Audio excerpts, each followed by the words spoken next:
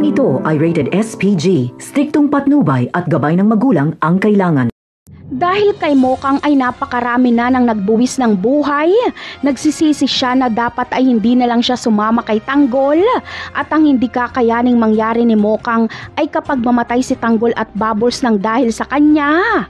Lason talaga si Mokang kay Tanggol dahil simula pa noon ay laging napapahamak si Tanggol sa pagmamahal niya kay Mokang.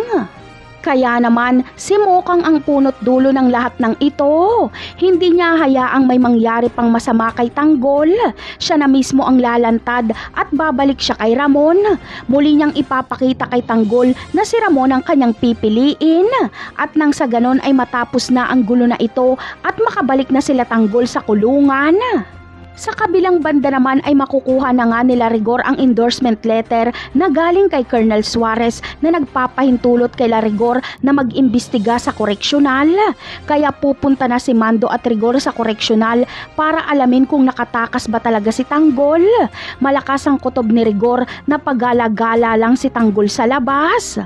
Ngunit matatameme lang si Rigor dahil pagdating niya sa koreksyonal ay sakto din ang pagdating nila Tanggol at Bubbles, kaya makakaharap ni Rigor si Tanggol at malinaw na hindi ito nakatakas.